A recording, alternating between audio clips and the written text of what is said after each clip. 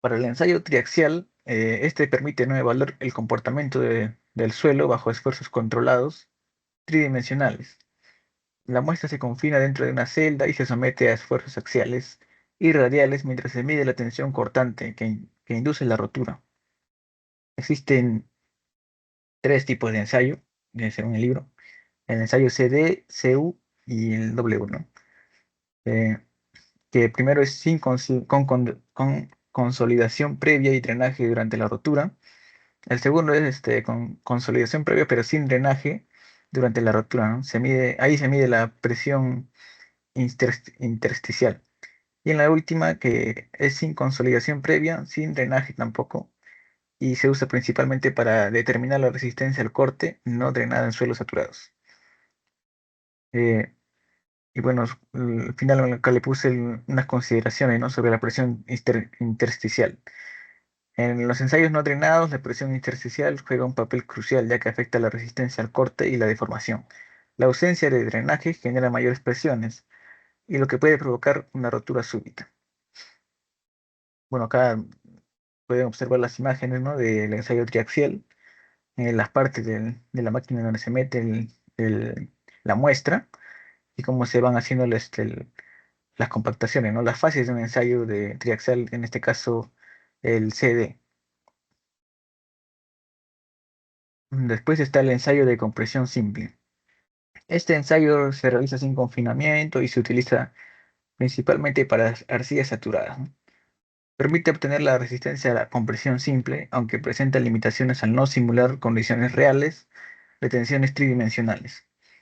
Mm, este ensayo va a consistir en colocar una probeta del suelo cilíndrica o prismática en una prensa ordinaria y romper la compresión, sin ningún confinamiento lateral ni nada. Solo puede llevarse a cabo sobre arcillas, limos o suelos predominantemente cohesivos, dado que de otro modo, en ausencia de confinamiento lateral, la probeta podría desmoronarse sola.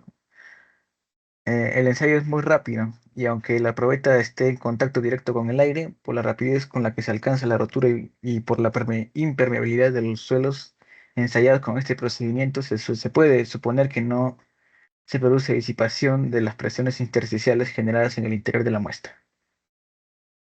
Ahora vamos a ver la influencia de la mineralogía y la fábrica en las propiedades geotécnicas de los suelos. Primero están los minerales de arcilla, ¿no?, de interés geotécnico, como los silicatos hidratados en aluminio, las estructuras en capas. El tamaño de los cristales es inferior a 2 centímetros, ¿no?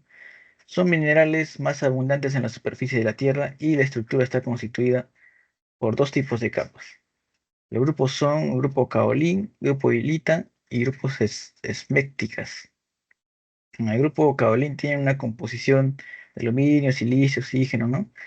Y son minerales diotaédricos que apenas presentan sustituciones isomórficas.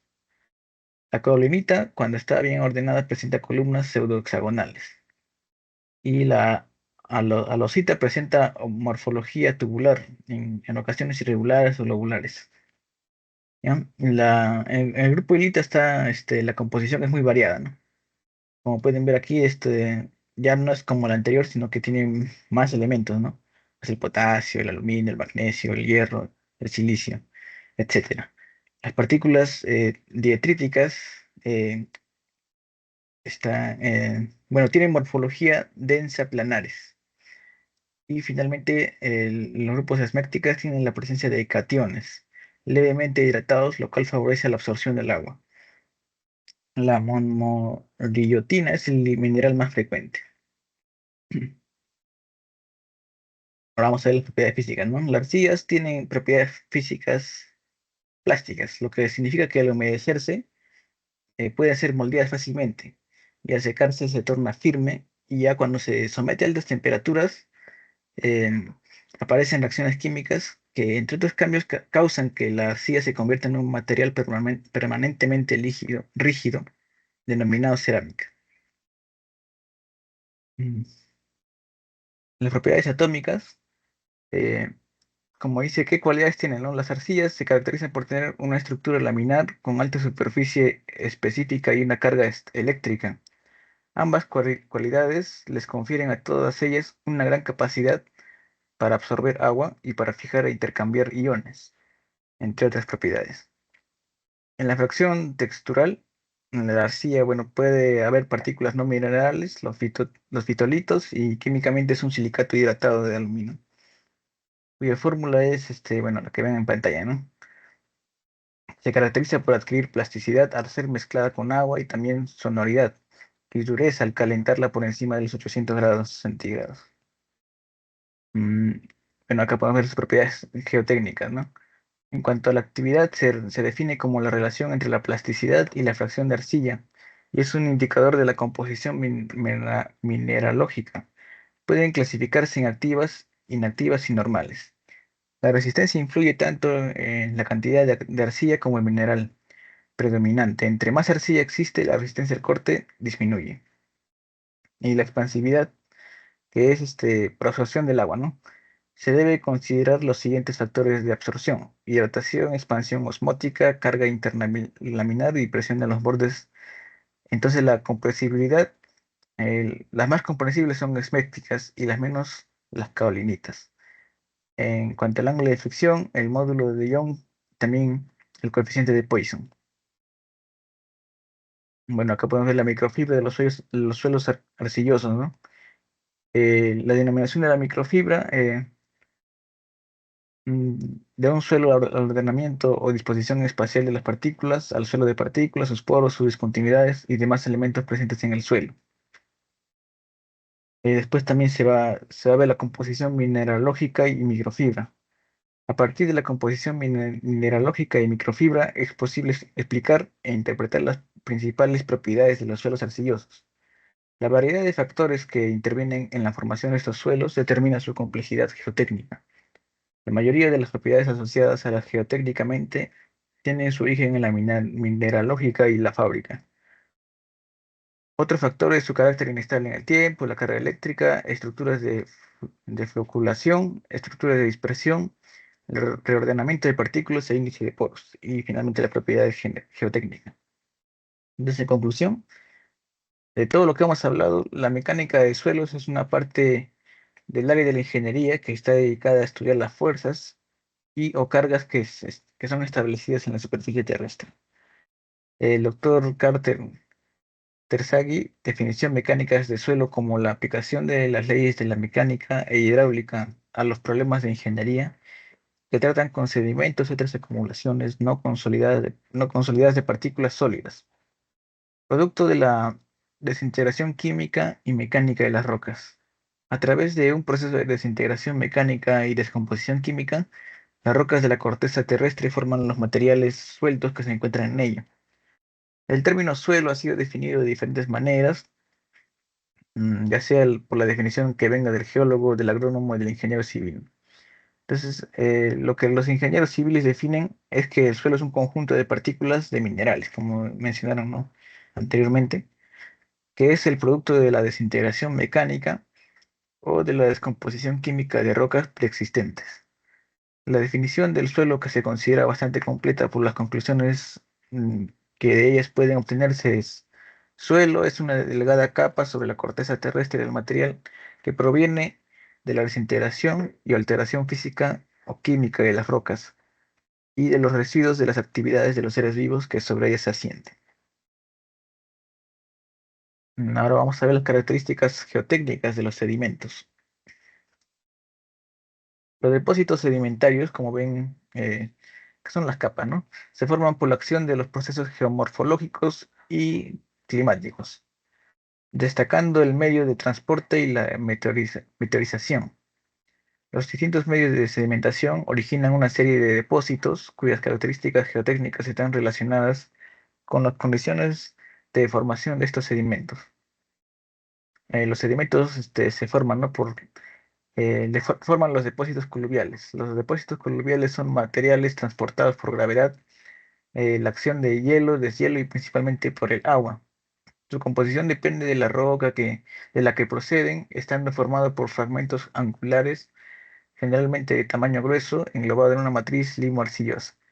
Tienen una gran importancia geotécnica cuando se trata de masas inestables y la resistencia en estos materiales es baja, sobre todo en la zona de contacto del sustrato rocoso. Pueden ver las imágenes de los depósitos coluviales, que, bueno, son sacadas del libro, ¿no? El libro que nos ha mandado leer el profesor. Después están los depósitos aluviales.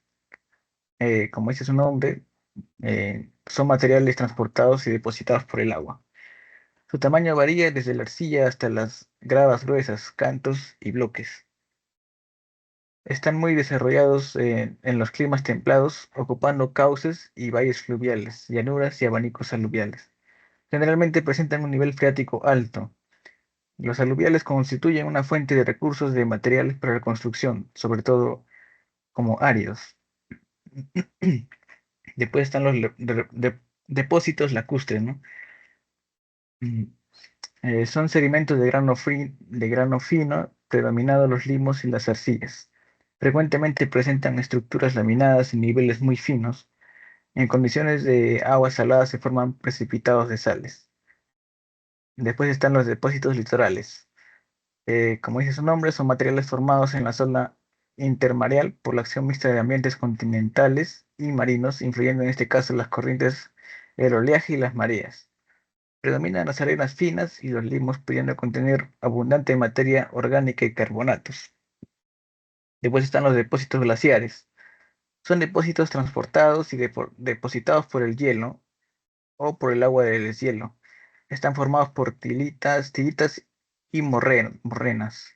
Los depósitos fluvio-glaciares contienen fracciones desde gravas gruesas a arcillas. Están algo estratificadas y su granulometría decrece con la distancia al frente glaciar. Y después están los depósitos de climas áridos y desérticos.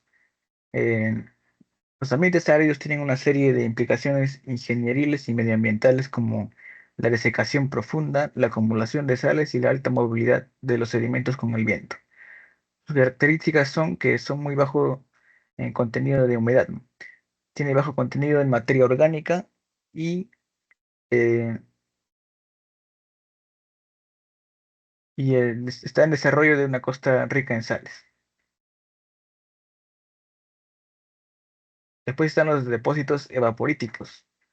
Los depósitos están formados por la precipitación química de sales, cloruros o sulfatos, típicos de medios áridos o desérticos, ¿no? Los lacustres, lagunares y litorales. Las características comunes de estos depósitos son las que están ahí, ¿no? Producen reacciones químicas con los hormigones que pueden ocasionar su deterioro y destrucción. Son fácilmente solubles, sobre todo los cloruros. Representan un riesgo de hundimiento cuando se producen fenómenos de disolución y karstificación. Después están los depósitos de climas tropicales. Las condiciones climáticas en regiones tropicales con alta humedad y altas temperaturas determinan una intensa meteorización química, originando suelos residuales muy desarrollados. Los tipos de suelo más representativos son los siguientes. Las zonas de ladera y de montaña, la formación de suelos rojos. En las zonas bajas y llanuras, la formación de suelos negros y los suelos encostrados. Finalmente están los depósitos de origen volcánico. Los suelos volcánicos pueden ser residuales por alteración de los materiales, eh, resultando depósitos limo-arenosos, y arcillas y transportando, disculpen, están, y transportados como productos de las emisiones volcánicas, dando acumulaciones de piroclastos de tipo lacustre o aluvial cuando son transportados por el agua. Otro grupo importante de suelos volcánicos la forman los depósitos de piroclastos, están formados por partículas de tamaños variables. Y bueno, creo que eso sería todo en cuanto a nuestra exposición del grupo 2, profesor. Muchas gracias. Muy bueno. Este es el capítulo 2, ¿no? Sí, el capítulo 2 es. Y muy bien elegido todo. Mira, a este nivel tienen que hacer todas sus exposiciones, ¿ah? Yo, 19 tienen, ¿ah? El grupo. ¿Ya? El de Ya, anterior genial, debía haber gracias. tenido Gracias, profesor. 16, pero creo que el anterior le ponemos 16, ¿ah? Pero por ser valientes, por haber empezado 17, ¿ah? pero el Claro, estándar va a ingeniero. ser... Por haber ¿Ah? empezado, ingeniero. Por haber empezado, pero ¿has visto ahora la calidad de trabajo? Claro. ¿Ya? Está bien. También, de ese nivel tenemos que hacer todos, ¿ah? Porque de esa manera todos vamos a entender, porque el sentido acá es, mira, a ver, ustedes han llevado su curso de mecánica de suelos, curso de geología. Entonces, ahora en esta en geotecnia, ¿qué es lo que pasa?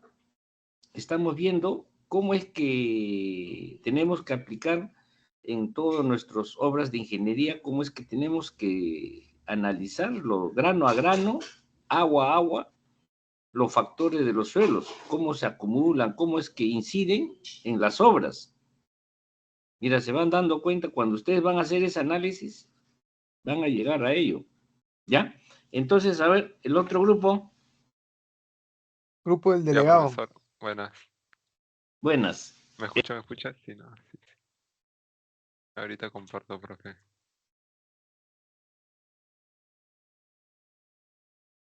Capítulo 3, ¿no? Sí, sí, sí. Ya, correcto.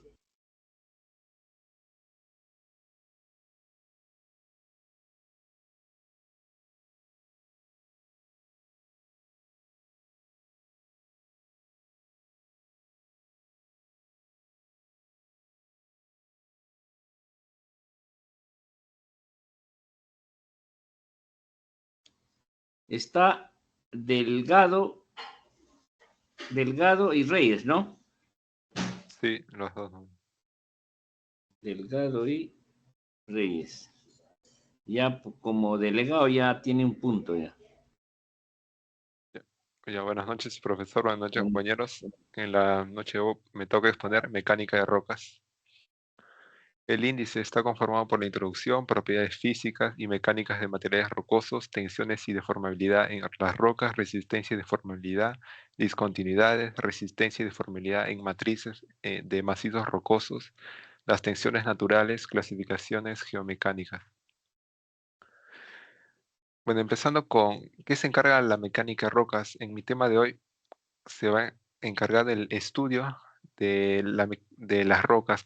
En resistencia y materiales, una similitud podría ser, por ejemplo, los ensayos que nosotros hacemos de compresión o tracción, acá vendría a ser con las muestras de rocas, ¿no?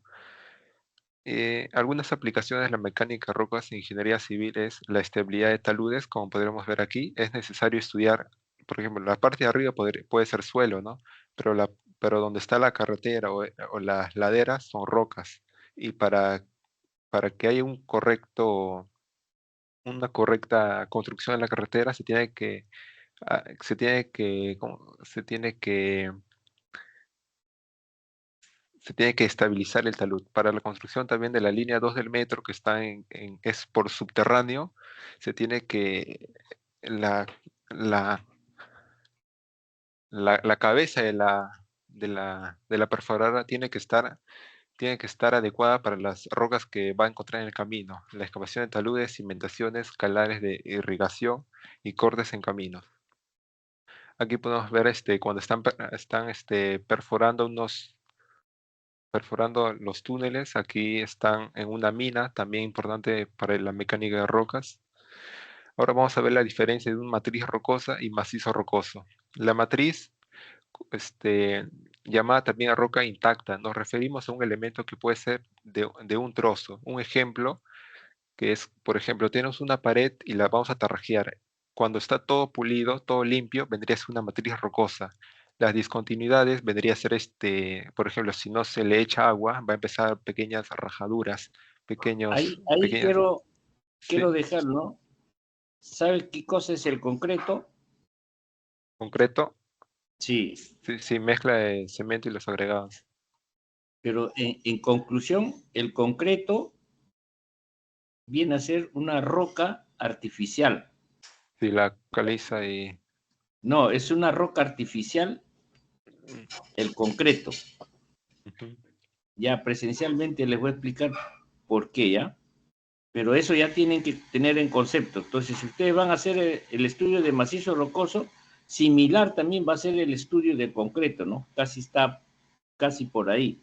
Entonces ya estamos combinando suelo, roca y después vamos a combinar concreto, ¿no? Ya, continúa nomás. Y ahí en lo que iba, las discontinuidades vendría a ser las fisuras que va a tener nuestro terrajeo. Y el macizo rocoso vendría a ser la unión de los dos, ¿no? Matriz rocosa y discontinuidades, como podemos ver en las imágenes. Acá vemos matriz rocosa, que vendría a ser todo sin ninguna discontinuidad, y las pequeñas fisuras que tiene nuestra roca. Aquí vemos un poco más amplio. El matriz rocosa es un conjunto de discontinuidades y la matriz rocosa presenta carácter heterogéneo, comportamiento discontinuo y normalmente anisotrópico. Aquí en el cerro vemos una gran placa de matriz rocosa y las diferentes discontinuidades. Las propiedades físicas que controlan las características resistentes y deformaciones de matriz rocosa vienen a ser la composición mineralógica, la densidad, la estructura, la porosidad, permeabilidad, la contención de humedad que tiene la roca, que vendría a ser el resultado de diferentes procesos geológicos y tectónicos sufridos por las rocas a lo largo de toda la historia. Aquí también podemos ver cómo nos señala en amarillo una matriz rocosa y las discontinuidades. La matriz rocosa es el material rocoso exento de discontinuidades. Y aquí podemos ver las discontinuidades en forma horizontal. El material rocoso es el conjunto de bloques de materias rocosas y las condiciones de diversos tipos que afectan al medio rocoso. En macizos rocosos formados por bloques de rocas duras con propiedades resistentes elevadas serán las discontinuidades las que controlen los procesos de rotura y formación. Por ejemplo, para hacer una construcción de una vivienda necesitamos el análisis de suelos, en esos las rocas, porque si nuestro macizo rocoso presenta muchas discontinuidades unidas entre sí, no podemos construir una estructura de gran peso porque va a influir en el movimiento. Y por otro lado, si nuestros macizos rocosos tienen unas discontinuidades con mayor separación, sí podríamos construir, sí podríamos construir edificaciones de mayor peso. El agua presente en los macizos rocosos reduce su resistencia, es una anotación. La meteorización causante de la desintegración y descomposición de material rocoso, el hinchamiento o expansión. Ensayos de laboratorio permiten cuantificar las propiedades físicas y mecánicas de la matriz rocosa que definen su comportamiento mecánico. Por ejemplo, en esta roca se ha presentado una rotura que define su comportamiento mecánico, la naturaleza de la roca, la resistencia ante la rotura, la deformación a corto plazo, la influencia del agua, el comportamiento de la meteorización y comportamiento en función del tiempo. Aquí podemos ver un gráfico donde la roca se ha ido comportando de manera elástica por un cierto esfuerzo hasta comportarse de manera plástica hasta que llega a la fractura. En algunos materiales rocosos blandos se puede presentar el comportamiento reológico, como podemos ver aquí en el suelo, que nos dice, por ejemplo, lo que está en la parte de arriba viene a ser suelo, pero lo que está abajo viene a ser la roca, que mediante a ciertas condiciones de temperatura, esfuerzos, nuestra roca se empieza a comportar como si fuera un líquido viscoso y se empieza a deslizar. Ahora, la diferencia de rocas y suelos. Un suelo es un material meteorizado, suelto y poco consolidado de origen mineral.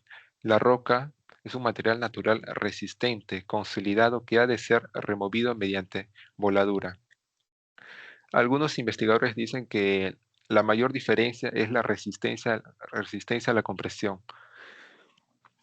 Las rocas se pueden clasificar en base a sus composiciones relacionadas, geomecánicas de sus partículas, textura y características genéticas. Las rocas sedimentarias, las rocas ígneas y las rocas metamórficas. Más adelante voy a ampliar mayor esos tres tipos de rocas.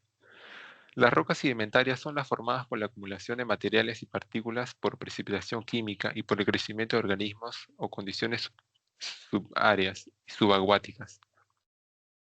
Aquí podemos ver la conversión de roca en suelo por procesos por ejemplo, el agua, las plantas. Todo esto va a influir en que la roca se va a ir desintegrando poco a poco y va a ir apareciendo el suelo. Las rocas en donde los grados minerales no muestran una orientación preferente distinguible Presentan un mosaico de minerales un tanto equidimensionales, que son el resultado del metamorfismo en contacto regional en rocas donde no hay presencia de minerales laminados o alargados. Las propiedades físicas y mecánicas de los materiales rocosos. La pro-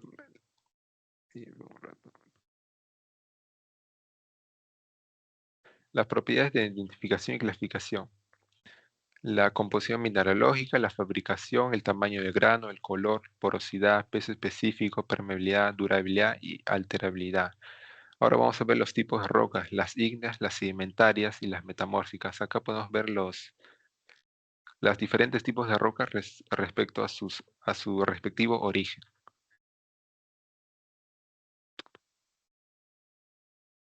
El estudio de la mecánica de sólidos asume generalmente un comportamiento homogéneo, continuo, isotrópico, elástico y lineal, igualmente como la mecánica de materiales. El estudio petrofísico de una matriz rocosa permite interpretar sus propiedades físicas en función de sus componentes y características petrográficas, como los poros, las fisuras, las uniones, la composición de minerales. La porosidad es la propiedad que más afecta la característica resistente de nuestras rocas. Si tiene mayor cantidad de poros, no va a aguantar tanto al esfuerzo de compresión. Las propiedades físicas de las rocas que determinan su comportamiento mecánico. Por ejemplo, acá vemos la comparación del granito y la lutita. Este vendría a ser sus comportamientos, sus características físicas de nuestro granito. Es una roca ígnea, es mayormente cristales, composición de cuarzo, micas y minerales máficos. La lutita es una roca sedimentaria, de grano fino.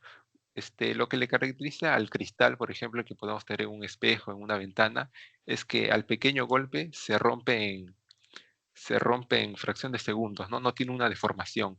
Por ejemplo, en el gráfico vemos una punta donde se ha dado la rotura instantánea de granito. Acá vemos una toma con microscopio, cómo vemos cómo se ha partido nuestro granito. Y por otro lado, cuando es una deformación dúctil, se va partiendo más lentamente, ¿no? Tiene como una colina en nuestro gráfico. Y aquí vemos cómo se ha ido fracturando poco a poco nuestra lutita. Propiedades de la matriz rocosa y métodos para su determinación. Propiedades de identificación y clasificación. Las propiedades mecánicas. Las propiedades composición mineralógica, la fábrica, textura, el tamaño del grano y color, nos dan unos métodos de descripción visual, microscópica, óptica, electrónica, la porosidad, el peso específico, el contenido de humedad son las técnicas de laboratorio.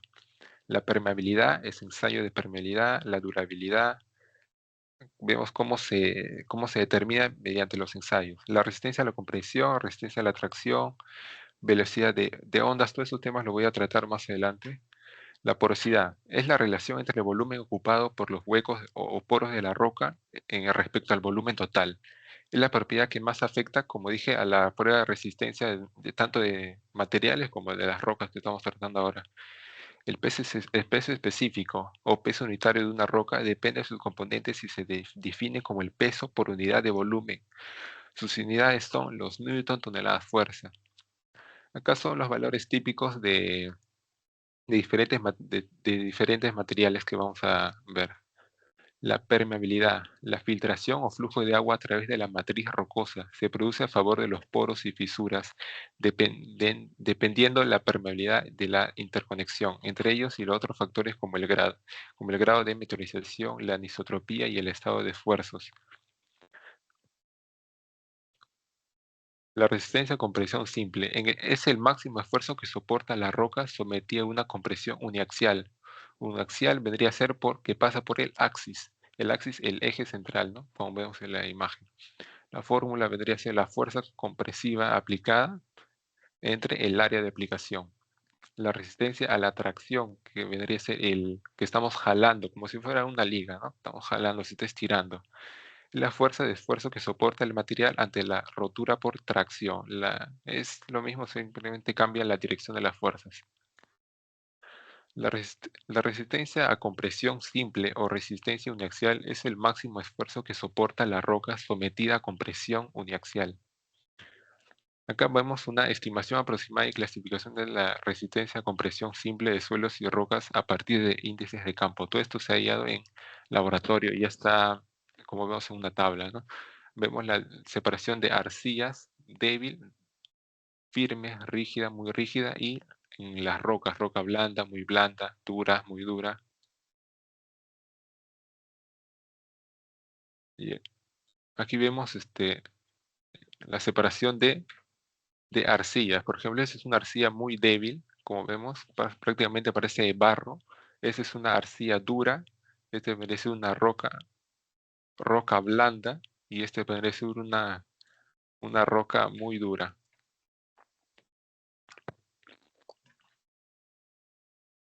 La velocidad de propagación de las ondas elásticas. La velocidad de propagación de las ondas al atravesar la roca depende de la densidad y las propiedades elásticas del material, y su medida también aporta información sobre algunas características como la porosidad, y puede afectar altamente a la matriz rocosa.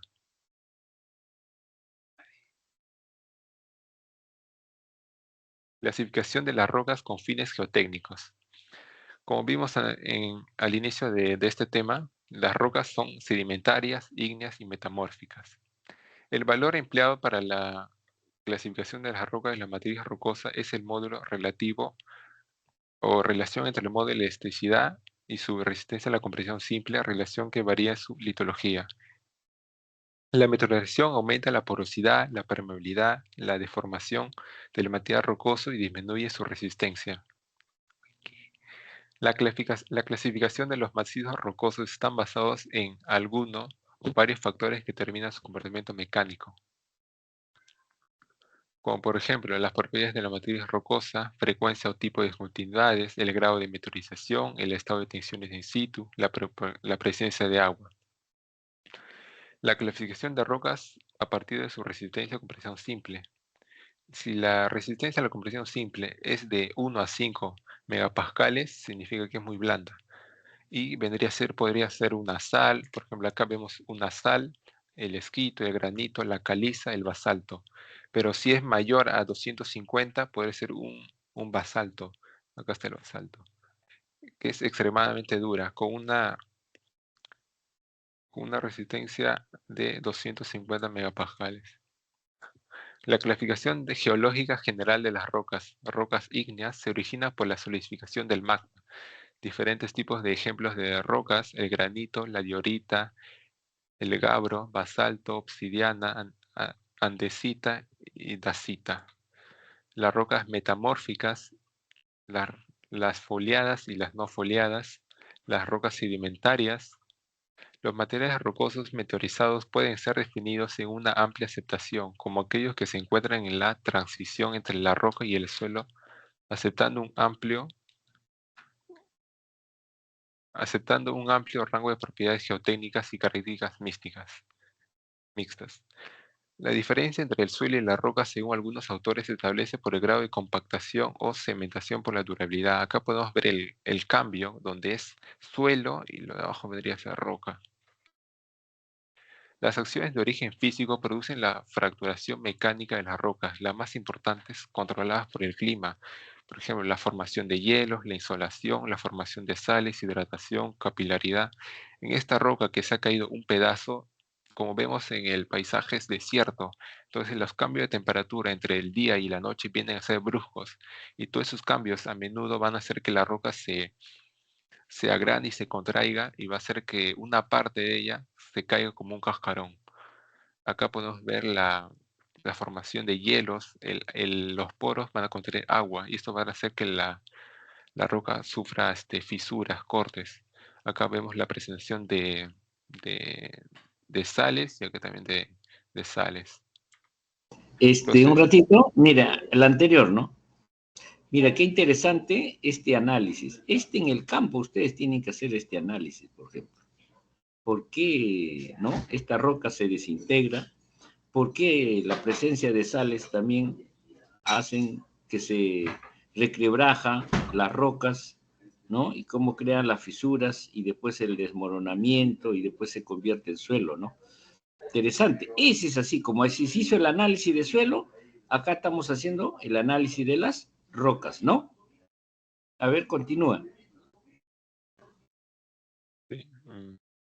En cambio, por otro lado, los procesos químicos, donde la roca cambia su composición, se da también en presencia de agua, que están controlados por la temperatura, siendo más intensos y rápidos a regiones climáticas húmedas, como por ejemplo la disolución, hidratación, hidrólisis, oxidación. Oxidación, esta es la imagen que parece marrón, este vendría a ser la disolución, donde el agua se empoza y hace que la roca se disuelva. Y por acá podemos ver la hidrólisis, la hidratación, la oxidación. Los procesos meteorológicos o alteración afectan tanto a la matriz rocosa como al general, como al macizo rocoso. La clasificación de los macizos rocosos. Las propiedades de una matriz rocosa, los tipos de discontinuidades, si son horizontales, verticales, qué tan separadas están las discontinuidades, el grado de meteorización, qué tan destruida podría estar el macizo rocoso, el grado de meteorización, el estado de tensiones in situ, qué fuerzas está recibiendo nuestro macizo rocoso, o a qué profundidad está, a qué temperaturas, nuestra presencia del agua. La, la meteorización de los macizos rocosos. Origen físico. Las acciones de origen físico producen la fracturación mecánica de las rocas. Las más importantes son controladas. Por ejemplo, esto ya lo he visto. El origen físico, donde no cambia sus propiedades, y origen químico, donde presenta un cambio de propiedades en la roca. El agua subterránea también es... El agua, el agua subterránea tiene que ver con la permeabilidad de la matriz rocosa, que es intergranular. Acá podemos ver una imagen.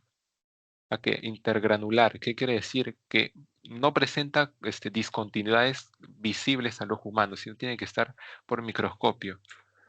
En los macizos rocosos el agua fluye a favor de la superficie de discontinuidad. Por ejemplo, cuando llueve el agua se entra primero al suelo, luego a la roca, luego llega un punto donde ya no puede penetrar y vendría a ser la napa freática, que vendría a ser nuestro macizo rocoso donde el agua no puede penetrar porque los poros no son tan grandes como que el agua entre, ¿no?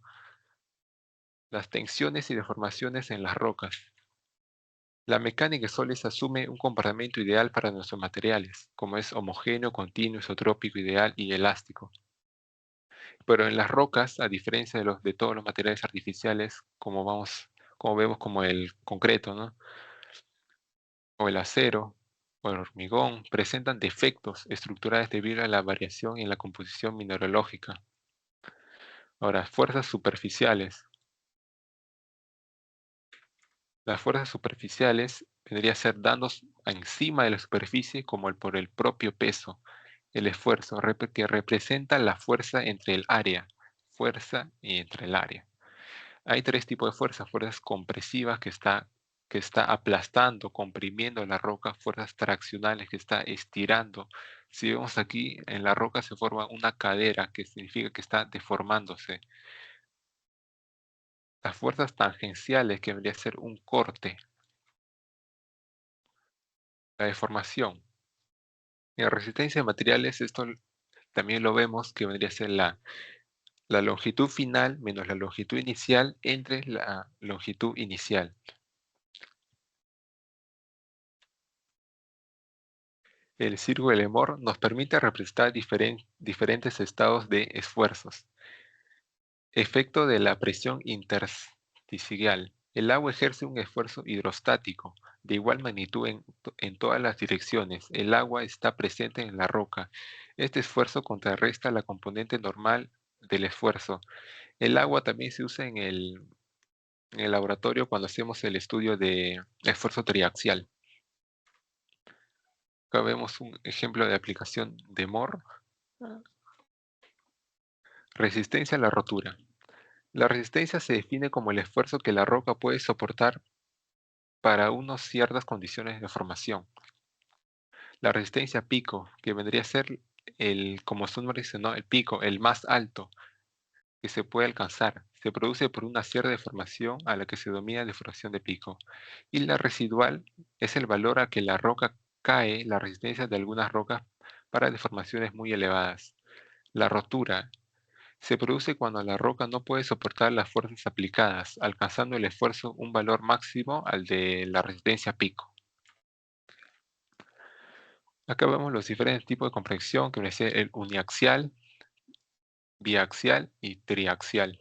La resistencia depende de las propiedades intrínsecas de la roca, cohesión y el ángulo de fricción. La rotura o fractura es la deformación la fractura es la deformación de planos de separación en la roca, rompiéndose los enlaces de las partículas para crear nuevas superficies. Por su lado, la rotura es un fenómeno que se produce cuando la roca ya no puede soportar los esfuerzos, llegando a su esfuerzo pico. Los mecanismos de rotura. La rotura por esfuerzo cortante, rotura por esfuerzo flexionante y rotura por tracción o compresión, rotura por colapso. La rotura por esfuerzo contacto, que es el más habitual en la rotura y es el más importante. Por ejemplo, aquí vemos una discontinuidad donde ya no está dando el lugar por donde se va a cortar, como si fuera un cuchillo rebanando nuestra colina, ¿no? Nuestro talud. La rotura por compresión. La rotura por flexión es como si una regla estamos doblándola y se va haciendo una panza hacia abajo. Por ahí se va a empezar la rotura. La rotura por colapso y rotura por tracción. Comportamiento de tensiones, deformaciones de las rocas. Por ejemplo, cuando es frágil, frágil, dúctil, dúctil. Aquí analizando los gráficos, como por ejemplo vimos en el ejemplo del vidrio, que tiene una punta muy, muy destacada, donde no sufre deformación, es algo frágil, ¿no? Que se rompe al instante. El comportamiento frágil dúctil que presenta una pequeña barriga, ¿no? Pequeña panza y una deformación lenta. En cambio, el comportamiento dúctil se presenta una deformación. Por ejemplo, en esta imagen, acá en la primera que parece un casquillo de bala, ¿no? Que a la hora de estirarlo ha ido formándose una cadera, como vemos aquí, hasta llegar al punto de romperlo. En cambio, en el otro material ha sido un desprendimiento fijo, ¿no? Como si fuera un cuchillo que lo ha partido. La roca no puede mantener el comportamiento elástico, llegándose a un punto en el que comienzan a producirse deformaciones dúctiles o plásticas, donde se abandona la relación lineal entre el esfuerzo y deformación. Aquí podemos ver un comportamiento plástico de la roca, porque se ha ido deformando y ha formado una especie de panza, ¿no? Sin que se rompa. Por ejemplo, acá podemos ver un macizo rocoso todavía, ¿no? No presenta discontinuidades tan notorias. Determinados tipos de materiales rocosos pueden presentar un comportamiento reológico, sufriendo procesos tiempo dependientes de fluencia o creep. Aquí analizando el gráfico, nuestra deformación ha ido aumentando respecto al tiempo, pero después nuestra deformación, que quiere ser el creep, que mediante ciertas condiciones nuestra roca va a ir deformándose con el tiempo con respecto a esfuerzos constantes, como si fuera un líquido viscoso, ¿no? Que se va cayendo, que va fluyendo. Resistencia y deformabilidad de la matriz rocosa. Resistencia y parámetros resistentes. La resistencia de una roca. ¿Cómo se mide la resistencia de una roca? Se puede medir en diversas formas, entre ellas es el ensayo de laboratorio de uniaxial, que vendría a ser la compresión. Factores que afectan la resistencia de una roca: la cohesión, el ángulo de fricción interna, la magnitud de los esfuerzos, la presencia de agua en los poros, la velocidad de aplicación de la rotura. ¿Qué es la anisotropía? Es una propiedad general de la materia a la cual indica que determinadas propiedades físicas varían según la dirección en la cual son examinados. Su resistencia a compresión para un mismo estado de esfuerzo varía según el ángulo existente. Las rocas permeables disminuyen la resistencia debido a la presión intersticial de la matriz rocosa porosa.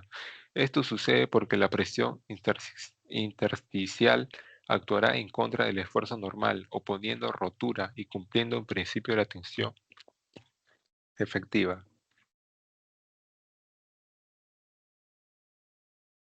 Criterios de Moore-Coulomb. Expresa la resistencia al corte a lo largo de un plano en un estado triaxial de tensiones, obteniéndose la relación entre los esfuerzos normal y tangencial actuante en el momento de la rotura. Las desventajas. Se ha comprobado que al aplicar una ley lineal, la resistencia aumenta con menor intensidad con el incremento de la presión normal y confinamiento. Sobrevalora la resistencia a la tracción. Las recomendaciones. Suponer que el valor de la cohesión es próximo al 10% de la resistencia con presión simple.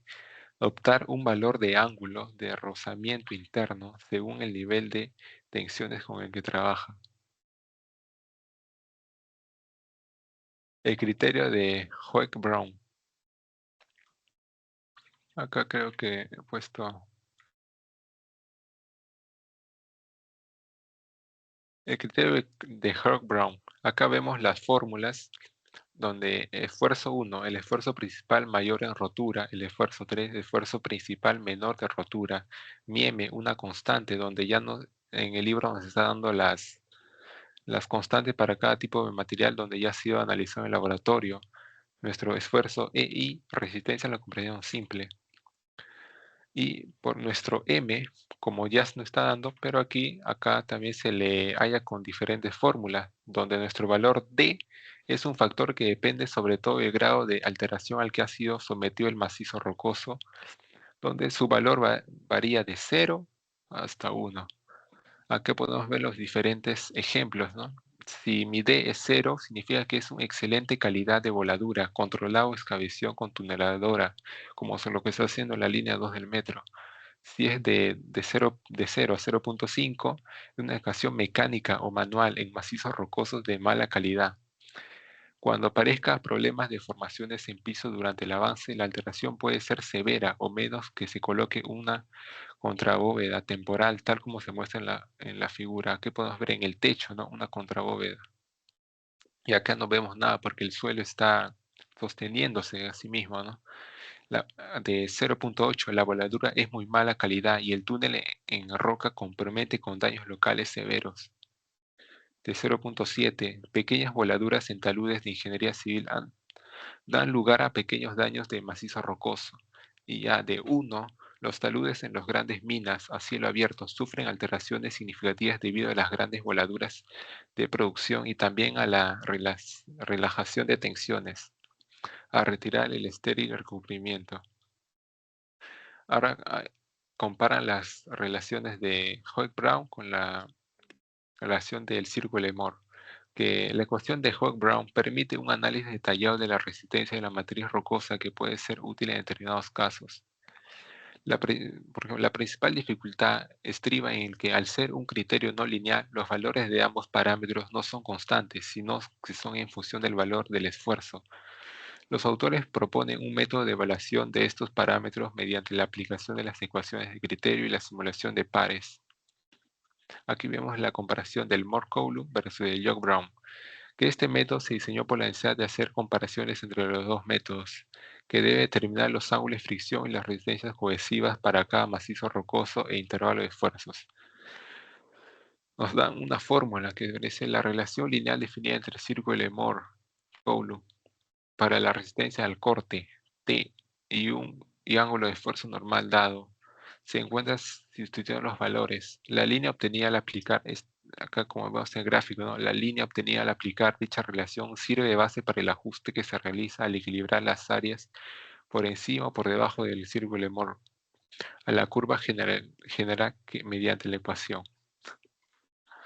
La deformabilidad, propiedad que permite a las rocas alterar su estructura en respuesta a la aplicación de fuerzas. Vemos las constantes de Lattice, Modi y Young, coeficiente de Poisson. El coeficiente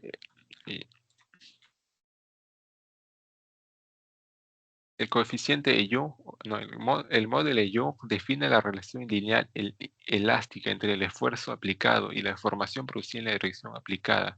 Por otro lado, el esfuerzo de Poisson define la relación entre la fricción transversal y la axial.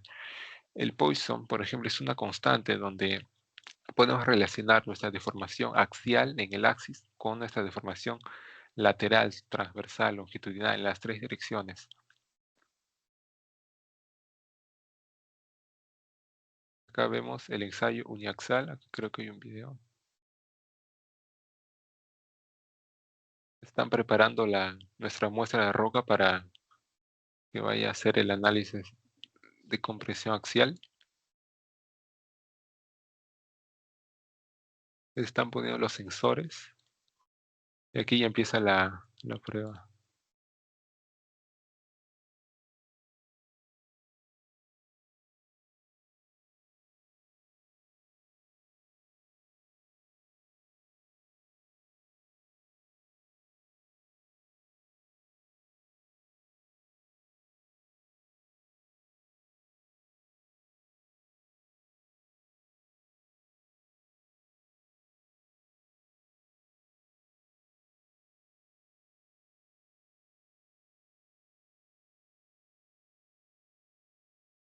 Compresión triaxial.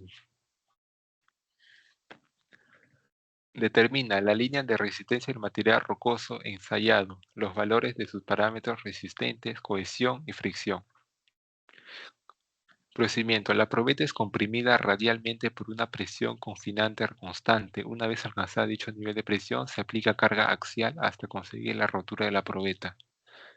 Los factores que afectan los resultados del ensayo de compresión triaxial. Los resultados varían de acuerdo a las características de la roca y la presión confinada aplicada. El ensayo de resistencia a la tracción. Resistencia a la compresión axial. Por acá podemos ver dos tipos de ensayos. El ensayo de tracción directa y el ensayo de tracción indirecta. Acá también tengo un videito. Ahí. Esta sería la directa. Acá le está ejerciendo una fuerza y se ve como se parte la roca, ¿no? Por la mitad.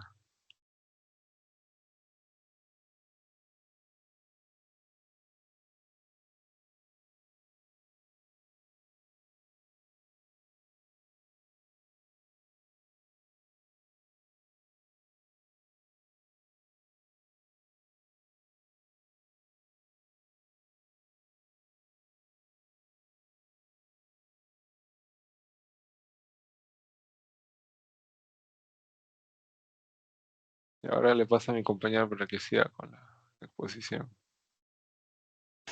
Buena, la misma calidad de la anterior, está bien. Así tienen que ser, Peta. Continúa nomás.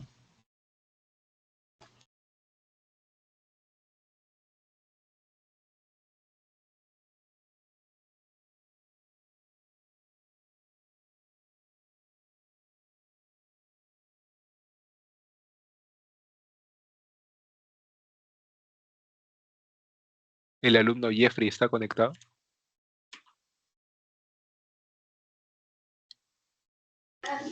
Ya, que ingrese nomás. Tiene problemas, creo, le voy a escribir. Que le votan, creo. Jeffrey, ¿quién? ¿No es Jano? No, Jeffrey Delgado. Ah, ya, porque hay uno que Delgado está... Guamán. Delegado, no, el delegado está bien, ya. A ver, que ingrese nomás. Le voy a llamar, le voy a llamar.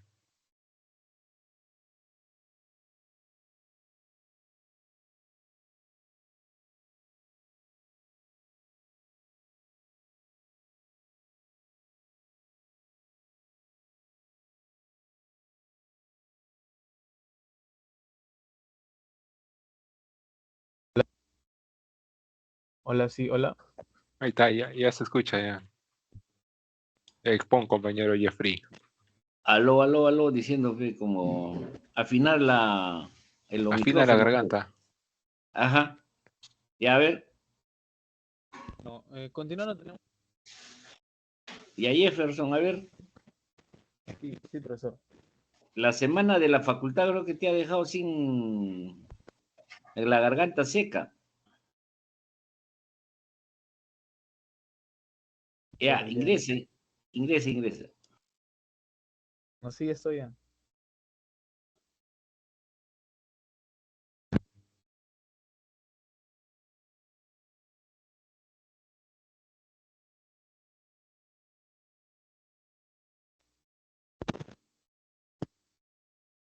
O Jeffrey, expongo, Ya, pues estoy hablando, pues. te están escuchando.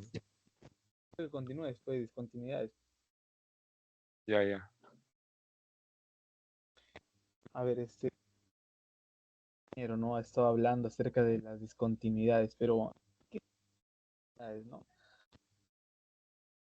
Hacen referencia a un plano en el macizo rocoso, que puede tener origen debido a la acumulación, ¿no? De sedimentos, como, ¿no? Como la sublimación, dialéctico, tectónico, son algunos tipos de discontinuidades. Adelante. ¿En qué condicionan de forma definitiva las propiedades del comportamiento, de la reforma, inclusive de la manera hidráulica? ¿Por qué es importante para este estudio? Lola, descripción. A ver, bonito, afina, porque lo vas a malograr a tu compañero su nota. Tienes que exponer bien, porque el tema está interesante, ¿no? Y todos están atentos. Yo veo que todos están, pero atentos, ¿ah? Porque se ha tocado los temas de fondo hoy día.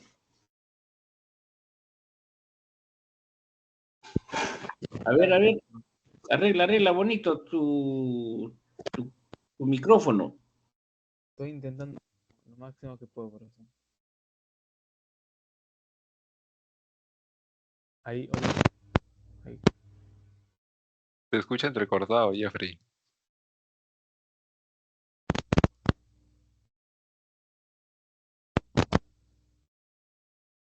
No me deja aún.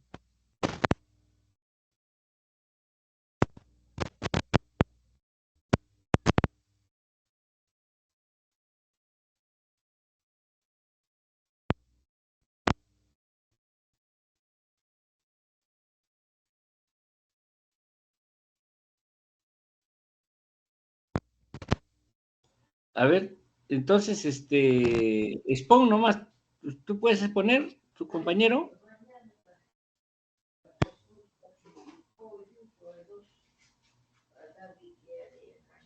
Ah,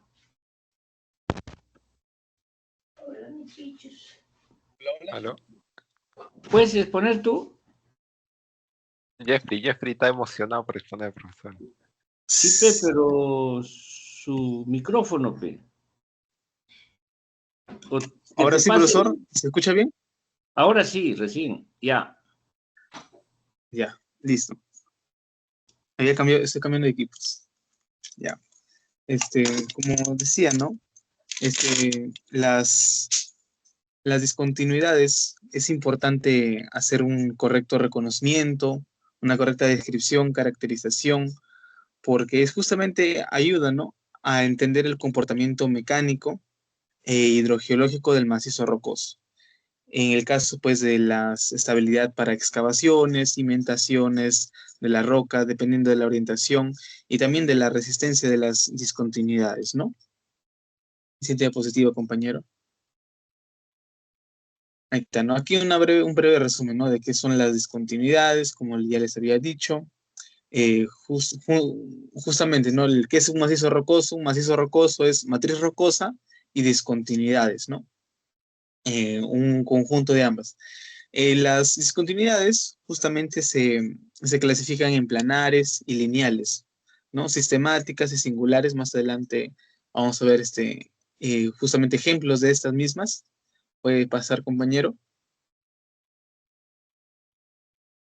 Ahí está. Los planos de estratificación, ¿no? Es un tipo de discontinuidades que vemos en la primera imagen que son como grandes láminas con grandes planos que están uno sobre otro, ¿no? Y son grandes planos, por eso se llaman planos de estratificación. A diferencia de los planos de laminación, que lo vemos en la otra imagen, que son un poco pues más pequeños, ¿no? Ahí vemos incluso el tamaño del martillo geológico, creo que así se llama, del pico, ahí está, perdón, del pico. Vemos que son más pequeños, ¿no? Por eso son, como dicen, tipo láminas. El siguiente.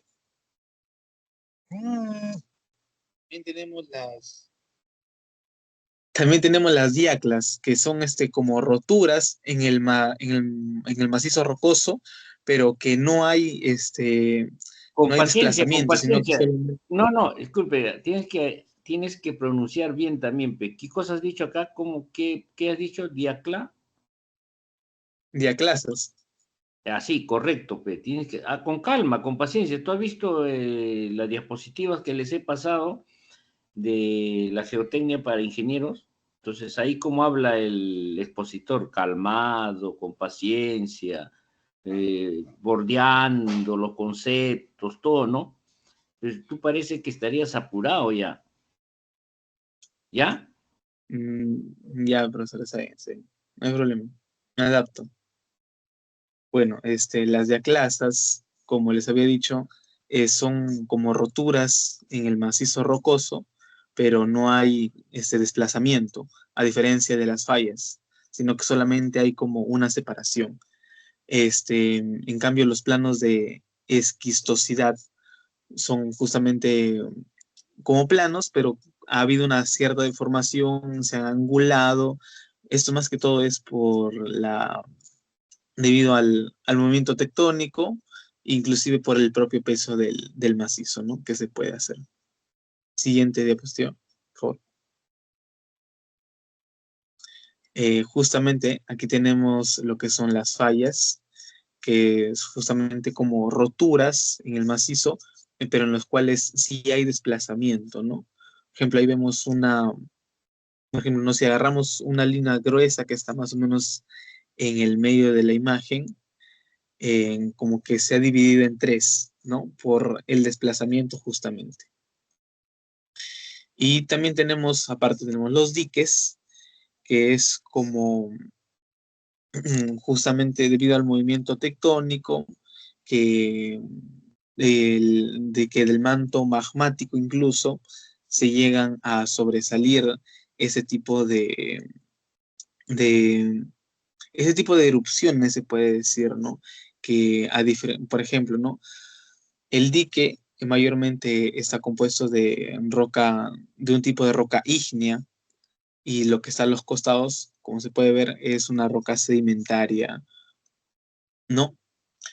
El siguiente. También tenemos las discordancias, que como su mismo dice, es una discordancia, o sea, no guarda concordancia, ¿no? Podemos decir. Por ejemplo, en la parte de abajo de la imagen vemos un tipo de roca que se ha ido probablemente sedimentando a través de muchos y miles de años, y después como que algo pasó y se dejaron de acumular, y pues encima ahora entraron otro tipo de rocas, ¿no? O sea, es una discordancia, no es un macizo de un solo elemento, se puede decir, ¿no? Sino que son en este caso, de dos diferentes. Y por último, las lineaciones, que es otro tipo de discontinuidad que, bueno, más que todo es de acuerdo a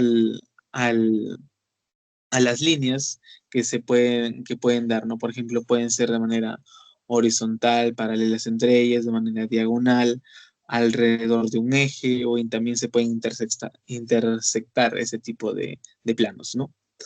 Siguiente. Y bueno, las características de las discontinuidades, tenemos lo que es, bueno, las discontinuidades tienen una orientación, o también llamado buzamiento de la discontinuidad, ¿no? Como quien dice, no pueden ir de manera horizontal, incluso vertical, pueden tener cierto ángulo, ¿no? Todo depende, pues, del movimiento tectónico, o del propio peso que haya tenido este macizo. También puede haber un espaciado, como en las diaclasas, ¿no? Distancia media perpendicular entre los planos de consecutivos de discontinuidad. Tienen una continuidad, tienen una rugosidad, como lo que pueden ser ondulaciones o irregularidades a pequeña y gran escala, aberturas perpendiculares. También más adelante vamos a ver lo que son los rellenos. También tienen su resistencia a las paredes a la compresión simple, su resistencia al corte, ¿no? Todo eso. Siguiente. Bueno, ahora sí vamos a evaluar más que todo la resistencia del macizo rocoso. Existen 4 maneras diferentes en las cuales nosotros podemos medir la resistencia del macizo rocoso. Aquí tenemos los 4 que pueden ser los métodos empíricos, a través de ensayos de laboratorio, los criterios de rotura, ¿no? Y ese tipo de evaluaciones que se pueden hacer. Los índices de calidad, mediante estimados de la resistencia aproximada a la forma, sus correlaciones entre las rocas y los parámetros resistentes, ¿no? De gamma y T del macizo rocoso. También los modelos matemáticos consisten en modelar numéricamente las deformaciones y el proceso de rotura de un macizo rocoso real. Y también están los modelos físicos, que consisten en construir modelos a escala de diferentes materiales naturales o artificiales, ¿no? Como las pastas de mayólica, los bloques de materiales rígidos, mezclas de arena y arcilla, elementos aglomerantes, entre otros, ¿no? Por ejemplo, en la mecánica de rocas, en la geología, diferentes ingenieros, ¿no? ¿Qué método usamos nosotros? Pues, como quien dice, pues se deberían de usar todos, ¿no?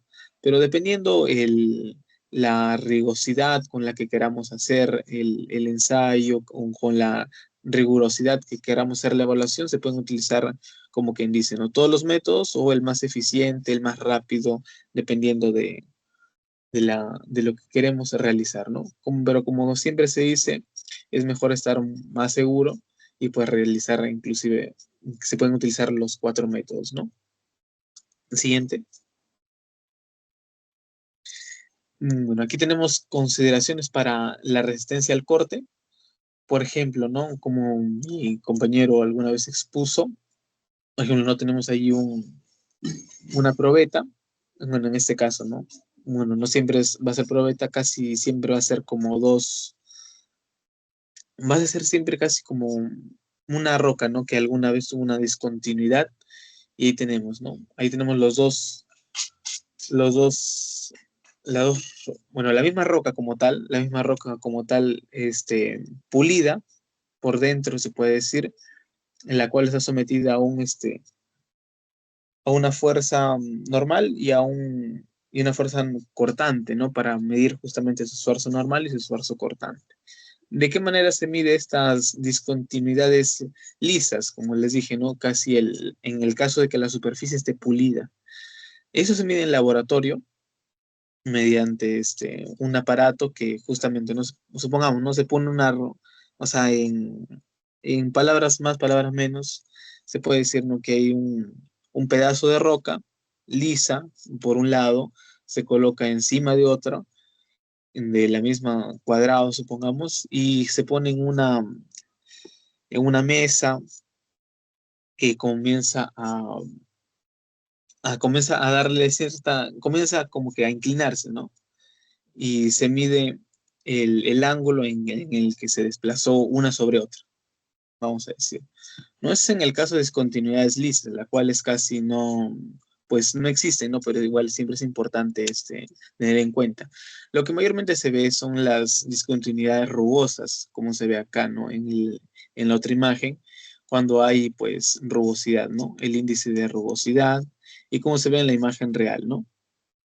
Justamente ahí está el esfuerzo cortante y el esfuerzo normal ejemplo, ¿no? Esta es la fórmula general casi que se utiliza para considerar la resistencia al corte, que el esfuerzo cortante va a ser igual al esfuerzo normal por la tangente del ángulo en el cual pues llega a fallar. Siguiente. Y pues tenemos el criterio de Barton y Choumby, ¿no? Que dice que expone que la resistencia al corte de las discontinuidades depende del componente friccional, del componente geométrico, del componente de asperidad. ¿No? Ahí tenemos la gran fórmula que está compuesta pues de tau, que es resistencia al corte de pico en discontinuidades rugosas sin cohesión, con esfuerzo normal, que es el esfuerzo normal efectivo sobre el plano de discontinuidad, el ángulo de ondulación, el coeficiente de rugosidad de la discontinuidad, la resistencia a la compresión simple de las paredes de la discontinuidad y el ángulo de fricción residual. ¿No? Todo esto se llega a calcular justamente con lo siguiente que vamos a ver, siguiente diapositiva. Aquí está, las discontinuidades rugosas sin relleno, ¿no? Esta fórmula de Barton se utiliza en el caso ese de discontinuidades rugosas sin relleno, ¿no? El esfuerzo cortante o resistencia al corte es igual al esfuerzo normal que se utiliza, aquí vemos en la imagen, esfuerzo normal, por la tangente del ángulo, ¿no? En este caso es el ángulo al cual más que todo depende de la rugosidad. El JRC es únicamente dependiente de la rugosidad en este caso del macizo, por logaritmo de 10 de JSC, que es el esfuerzo. Aquí está, la resistencia, ahí está, la resistencia a la compresión simple. Este se calcula con el martillo de Schmidt en este caso en este tipo de ensayos, ¿no? Siguiente. Obviamente, a veces vamos a poder encontrar en la naturaleza o en la vida real, ¿no? En el caso de, como nosotros como ingenieros, ¿no? Como futuros ingenieros, perdón. Que va a haber discontinuidades rugosas sin relleno y algunas que vamos a encontrarlas con relleno, ¿no? El relleno en las discontinuidades suelen ser materiales arcillosos, brechas o fragmentos angulosos con mayor o menor proporción de matriz arcillosa, materiales cristalinos, ya que estas mismas condicionan la resistencia al corte de los planos dependiendo del tipo o espesor. Ellos generalmente varían de acuerdo a sus propiedades, como su resistencia al corte, deformabilidad y permeabilidad.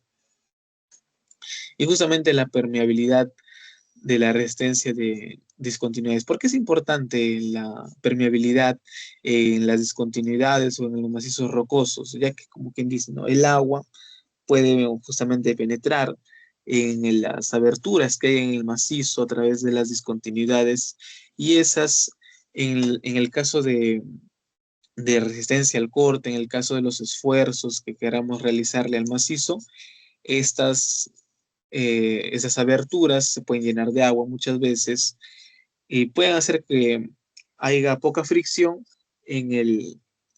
al momento de que se puedan desplazar, ¿no? O también pueden abombar o pueden sobrellenar el espacio del macizo rocoso, ¿no? Y hacerlo un poco más débil. Por eso es importante la permeabilidad en las discontinuidades y justamente en el macizo rocoso que forma parte. Siguiente.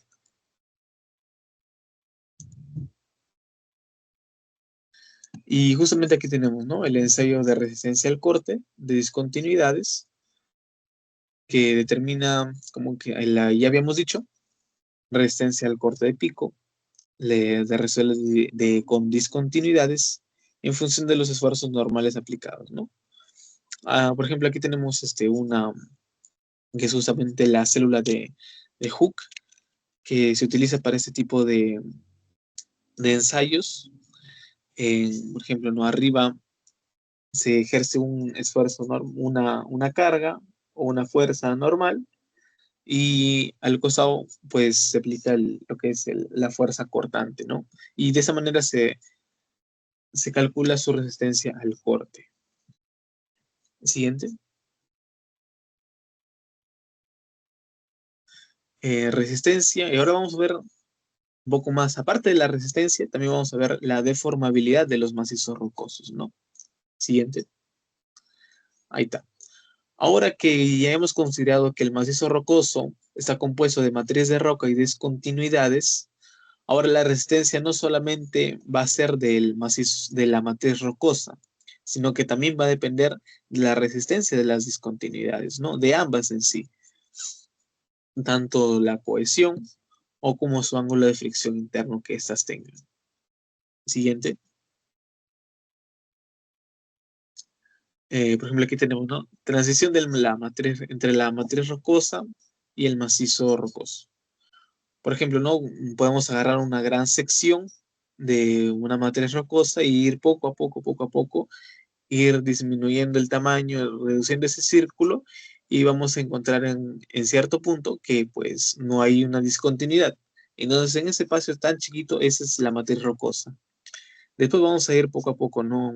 Haciendo poco a poco más grande el círculo de ocupación y vamos a encontrar una, dos, varias discontinuidades, una familia de discontinuidades, ¿no? Y ambas complementan tanto la matriz rocosa como las discontinuidades, completan el macizo rocoso, ¿no? Es importante ese tipo de estudios de la resistencia, como vemos en la imagen, no tanto para excavaciones como túneles, tanto también como para taludes, ¿no? Que es importante. Siguiente. Aquí tenemos unas clasificaciones geomecánicas como el RMR de Bionowski, que es que son este tipo de tablas, ¿no? A ver, el RMR, o también llamado Rock Mass Rating de Bionowski, dice es un sistema de clasificación de masas rocosas que evalúa la calidad de la roca para trabajos de ingeniería, como túneles, taludes y excavaciones, ¿no? ¿Qué parámetros se consideran? Se consideran la resistencia al corte, la resistencia de la roca, perdón, la resistencia de la roca intacta, el índice de calidad de la roca, el espaciamiento entre discontinuidades, la condición de las discontinuidades, el tipo, agua subterránea o permeabilidad y la orientación de las discontinuidades, ¿no? Todo ese tipo de evaluaciones, todo ese tipo de parámetros son los que sirven para, pues, clasificar, ¿no? La matriz rocosa. Por ejemplo, no hay clase 1, 2, 3, 4 y 5, ¿no? Justamente. Siguiente. Aquí vemos, ¿no? Los diferentes tipos de clases. La clase 1 sería la dolomea, o sea, un ejemplo, ¿no? En clase 1 podemos encontrar este tipo como en la primera imagen, como las dolomías cretácicas, en la clase 2 el granito, en la clase 3 las pizarras ordovícicas, clase 4 las cuarcitas ordovícicas, clase 5 pizarras paleozoicas, ¿no? Entre todas esas. Si se dan cuenta, pues si vemos minuciosamente, ¿no? Más de cerca, o si estuviéramos en el campo, podríamos diferenciar, ¿no? Con gran asertividad qué es lo que diferencia a cada tipo de macizo rocoso en este caso, ¿no? Por ejemplo, en el primero vemos que es casi no hay discontinuidades, se ven muy poquitas. En la clase 2 ya podemos ver algunas diaclasas. Y en la clase 3 ya vemos planos de discontinuidades, vemos el ángulo, todo ello. En la clase 4 ya vemos inclusive hasta familias, más de una discontinuidad, pueden ser varias. Y en la clase 5 ya vemos, pues, como quien dice, ¿no? Ya una familia de discontinuidades, ¿no? Como quien dice, a más discontinuidades, más poca resistencia tendrá el macizo rocoso. Siguiente. Otro tipo de clasificación es el Q de Barton. Como dice acá, es parecido al RMR. Se diferencian realmente muy poquito entre el RMR y el Q de Barton, pues es casi la misma clasificación, solo que se utilizan diferentes parámetros y obviamente utilizan diferente numeración, ¿no? Por ejemplo, el RMR es por clases y el Q de Barton es casi numérico, ¿no? Como vemos allí en la tabla. El Q de Barton dice es una clasificación geomecánica que permite estimar parámetros geotécnicos del macizo rocoso y lo que para lo que es, ¿no? Diseñar sostenimiento para túneles y excavaciones subterráneas, ¿no? Ahí tenemos la tabla de clasificación que se pueden hacer este tipo de cosas. Siguiente. Aquí, como ya había expuesto mi compañero, los criterios de rotura para macizos rocosos isótropos, ¿no? Se utilizan el criterio de Hooke y Brown, que tienen en cuenta, dice, los factores que determinan la rotura de un medio rocoso a gran escala, como son la no linealidad con el nivel de tensiones, la influencia del tipo de roca y el estado del macizo, la relación entre la resistencia a la compresión y la atracción, la disminución del ángulo de rozamiento con el aumento de la tensión de confinamiento. El criterio fue desarrollado inicialmente para su aplicación a macizos rocosos fracturados sin alterar, con matriz rocosa resistente, asumiendo que los bloques de roca están en contacto uno con otros y que la resistencia del macizo está controlada por la resistencia de las discontinuidades, ¿no? Siguiente, por favor. Y aquí vemos justamente la fórmula, el criterio que utilizan, que crearon Hooke y Brown para matrices rocosas, para macizos rocosos, perdón, isótropos. ¿Qué significa isótropos? Que tienen propiedades físicas iguales en todas las direcciones, ¿no? Ahí tenemos la fórmula, donde tenemos gamma 1 y gamma 3, que son el máximo y mínimo esfuerzo principal efectivo en la fractura, M, que es un valor constante de Hooke y Brown, que se puede calcular después dependiendo del macizo rocoso que se pueda ver, ¿no? S y A, que también son constantes, que dependen de las características del macizo rocoso, y gamma CI, que es el esfuerzo de compresión uniaxial para las piezas de roca intacta, ¿no? Tenemos diferentes tipos de, por ejemplo, las constantes, como quien dice, ¿no? Siempre van a depender de la descripción que se le pueda dar al macizo rocoso. Pueden ser sin alterar y no afectados por voladuras, o pueden ser alterados y afectados por voladuras, ¿no? Y en ese caso es como es que se pueden variar las constantes, ¿no? Dependiendo de justamente eso. Y si vemos acá, si vemos bien, también aquí entra el RMR, como les dije, que son un tipo de clasificación, como eso se va a ver de la descripción que uno le pueda dar, ¿no? El siguiente. Aquí está, ¿no? Las relaciones aproximadas entre la calidad de los macizos rocosos y los valores de las constantes M y S. Como M y S van a depender directamente de la descripción que se le pueda dar al macizo, de las características del macizo, como quien dice, pues van a utilizar este tipo de índices o este tipo de clasificaciones como son el RMR y el Q de Barton, ¿no? Ahí vemos el RMR, un RMR de 100, Q de 500 y así poco a poco va a ir bajando, ¿no? Mientras más baja, pues más baja será la calidad y mientras mejor puntaje tenga, pues tendrá una roca intacta y tendrá pues una gran resistencia, ¿no? Y eso va a depender justamente de que, como les dije, como del tipo de roca, ¿no? Por ejemplo, tenemos las rocas carbonadas, arcillosas, areniscas, ígneas y también cristalinas o ígneas de grano, ¿no? Grueso, entre otros. Siguiente. Y estas son unas variaciones de este tipo de ese criterio de Hooke y Brown, que va a depender del tipo de roca del tipo de macizo de roca que encontremos, ¿no? Por ejemplo, ahí podemos leer para macizos rocosos fracturados de mala calidad y con problemas blandos y alterados, ¿no? Digamos, pucha, el peor tipo de roca que podemos encontrar, ¿no? El peor tipo de macizo rocoso que podemos encontrar. Una roca sedimentaria, ya arenisca, con un montón de láminas, de discontinuidades, con muy baja permeabilidad, que el agua se le escapa por aquí y por allá, ¿no? Entonces se consideran un montón de parámetros, un montón de ecuaciones que necesitamos saber para pues ver si es que realmente puede soportar, ¿no? Ya sea un túnel o puede resistir siquiera puede resistirse como talud, ¿no? Siguiente. Aquí también tenemos características del macizo rocoso para estimar su resistencia, ¿no? Bloques, tenemos los bloques regulares, bloques irregulares, bloques con capas y fracturación intensa, ¿no?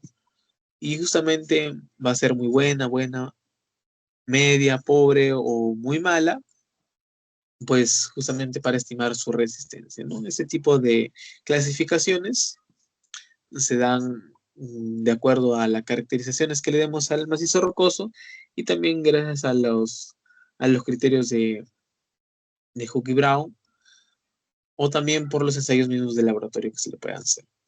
Siguiente. Esos dos tipos, ¿no? Que es casi lo mismo. En este caso es el índice geológico de resistencia o GSI, ¿no? Una forma más abreviada para justamente este otro tipo de clasificaciones. Siguiente.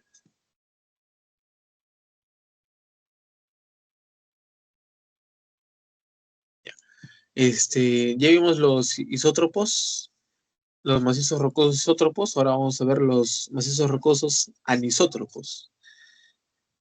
La resistencia de un macizo rocoso estratificado, suponiendo que la presencia de alguna otra familia de discontinuidades no influye en su comportamiento mecánico, puede ser asimilada por la matriz transversalmente anisótropa. La resistencia del macizo dependerá de las orientaciones de los esfuerzos aplicados con respecto a la dirección de los planos de estratificación y variará entre un valor mínimo correspondiente a la resistencia de estos planos y un valor máximo correspondiente a la matriz rocosa. En caso de macizos rocosos con matriz rocosa blanda y anisótropa, por ejemplo, rocas arcillosas o marjosas, las resistencias pueden presentar muy poca diferencia. Siguiente.